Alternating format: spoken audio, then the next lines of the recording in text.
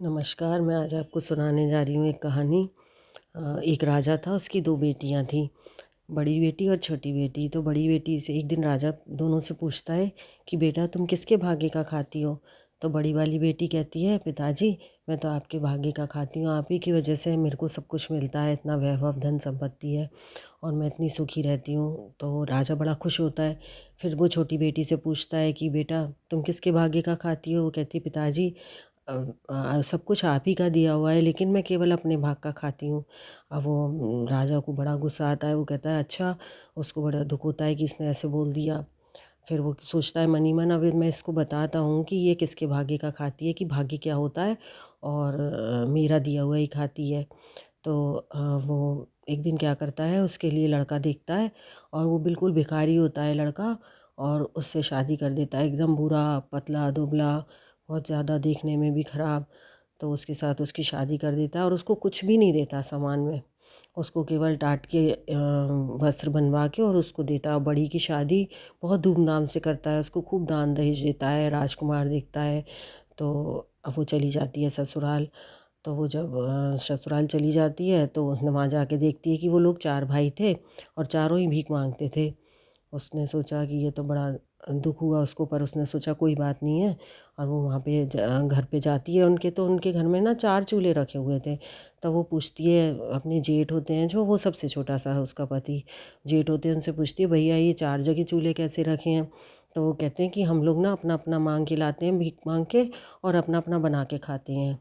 तो सोचती है अच्छा। फिर दूसरे दिन जब वो उठती है सो के, तो कहती है आज से सब अलग अलग खाना नहीं बनाएंगे, सबके लिए खाना मैं बनाऊंगी।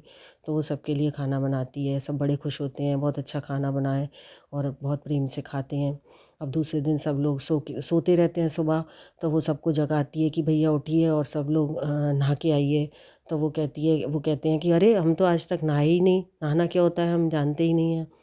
तो वो कहती है नहीं, मैंने सबके लिए पानी भर के रख दिया है और साबुन टॉवेल सब रख दी उनके लिए।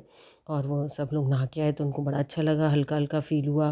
तो वो कहने लगे कि अरे ये बहू तो बड़ी अच्छी आई है, ये तो हमको बड़ी अच्छी अच्छी सलाह देती है, हमें नहा के बड़ा अच्छा लग रहा है। और फिर कहती है सबसे कि आज से आप लोग भीख नहीं मांगेंगे, आपको जो भी काम मिलेगा आप वो करेंगे, मेहनत करेंगे।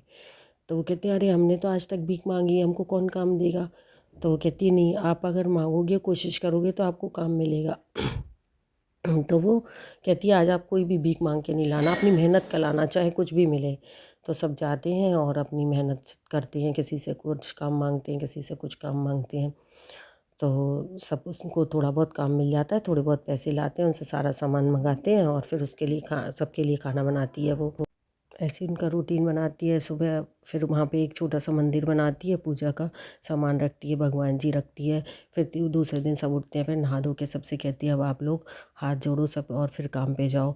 तो वो सब काम पे जाते हैं। तो फिर कहती है, वो कहता है कि कभी कभी ऐसा होता है कि हमको किसी को भी कोई भी काम नहीं मिलता, दो को मिल जाता है, फिर एक दो को नहीं मिलता। तो वो कहती है कोई बात नहीं है। दूसरे दिन वो कहती है कि आज आप जाना और आपको जो भी काम मिले सब करना, और किसी को अगर कोई काम नहीं मिले तो वो रास्ते में जो चीज़ पड़ी हो वो उठा लाना। तो वो कहते हैं ठीक है। अब वो काम पे जाते हैं चारों। तो तीन को तो काम मिल जाता है, एक को नहीं मिलता, सबसे बड़े वाले को। तो वो कहता है अरे बहू ने कहा था कि अगर काम नहीं मिले किसी को तो रास्ते में कोई चीज़ पड़ी हो वो उठा लाना। तो वो एक मरा हुआ सांप पड़ा हुआ था, वो उसको उठा लाता है।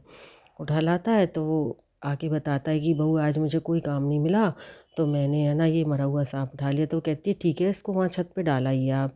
तो उन्होंने कहा ठीक है, वो छत पे डाल आता है। अब सबके लिए खाना बनाती है, सब सो जाते हैं। उधर क्या होता है, रानी का हार चोरी हो जाता है। रानी का हार चोरी हो जाता है तो बहुत ढूंढ मचती है, किसी को नहीं मिलता, खूब सिपाही भेजे जाते हैं। तो एक बाज उस उनके रानी के हार को, नौलखा हार था, उसको लेके उड़ता है।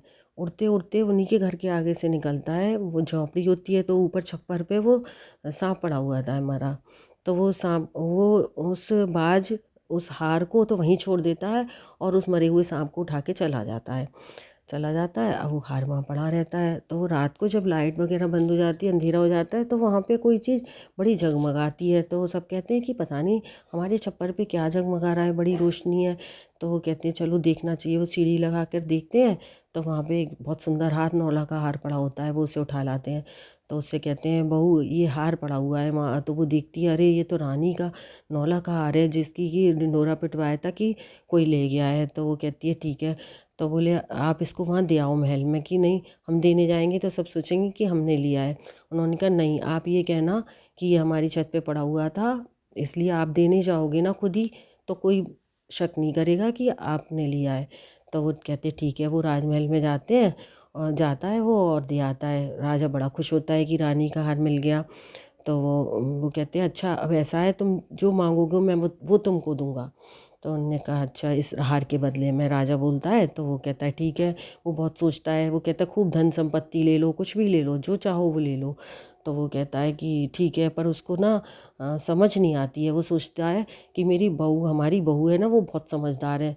तो वो कहता है राजा से कि कल मैं पूछ आऊँ, फिर मैं आपसे मांग के ले जाऊँगा। तो राजा कहते हैं ठीक है। तो वो घर जाता है तो बहू को बताता है सारी बात कि राजा ने ऐसा कहा है कि आप कुछ भी ले लो, धन संपत्ति ले लो, कुछ भी ले लो, इनाम में मैं कुछ देना चाहता हूँ। तो वो कहती है ऐसा करना भैया, आप उनसे कहना कि मुझे कुछ नहीं चाहिए, बस एक वो दे दो आपकी दीपावली के दिन सारे शहर की लाइटें बुझी होनी चाहिए। तो उन्होंने कहा ठीक है। वो जाके राजा से ऐसे ही कह देता है कि दीपावली के दिन सारे शहर की लाइटें बुझी होनी चाहिए, कोई अपने घर में लाइट नहीं जलाए। तो उसने कहा ठीक है, कोई दिया बत्ती कुछ भी ना करे। तो राजा कहता है ठीक है। राजा ढिंढोरा पिटवा देता है, दीपावली के दिन कोई भी अपने घर में दिया बत्ती नहीं करेगा। और सब लोग ऐसे ही करते हैं, लेकिन वो अपने घर में दिया बत्ती और करके बैठ जाती है। रात को लक्ष्मी जी आती हैं तो सबके घर में अंधेरा होता है, केवल उसके घर में रोशनी होती है। तो वो जाके दरवाज़ा खटखटाती है कि दरवाज़ा खोलो। तो वो कहती है कि आप कौन हो? कि मैं इस घर की बेटी हूँ। तो उन्होंने कहा अरे मैं बेटी तो पराई होती है, चली जाती है एक दिन। तो वो खोलती नहीं है, फिर चुप हो जाती है। फिर वो खटखटाती हैं लक्ष्मी जी, कहती है कौन है? तो कहती है मैं इस घर की बहू हूँ। सोई वो दरवाज़ा खोल देती है और उनको नीचे चटाई बिछा के बिठाती है, खूब उनको अच्छे अच्छे खाने को देती है। लक्ष्मी जी खुश हो जाती हैं, फिर वहीं रहने लगती हैं। उसका खूब बड़ा महल हो जाता है, बहुत धन संपत्ति हो जाती है अपार। अब तो उसके वो रानियों जैसे रहने लगती है। तो राजा को पता लगता है एक बार कि मेरी छोटी बेटी के तो बड़ी धन संपत्ति है, बहुत वैभव हो गया है। तो वो सोचता है कि जाके देखना चाहिए अपनी बेटी को। इधर बड़ी वाली बेटी के कुछ भी नहीं रहता, उसके गाड़ा चला जाता है और दूसरे लोग चढ़ाई कर देते हैं तो उनका राज्य भी छिन जाता है।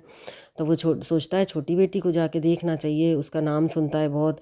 तो वहाँ जाता है तो केसर का व्यापारी बन के जाता है, केसर ले लो, केसर ले लो। तो उसके पास आते हैं कि सेठानी कि कोई केसर बेचने वाला आया है। उसने कहा अच्छा सारी केसर ले लो। तो वो सोचता है राजा, अरे ये तो बहुत ज़्यादा धन संपत्ति है, इस पे सारी केसर खरीदने को कह रही है। तो वो अंदर जाता है और सारी केसर के पैसे लगाता है। तो वो दे देते हैं। इधर वो पहचान जाती है अपने पिताजी को, उसके इतना वैभव हो जाता है तो पिताजी नहीं पहचानते हैं। वो अच्छी हो जाती है, देखने में भी बहुत सुंदर हो जाती है, इतनी सजी धजी।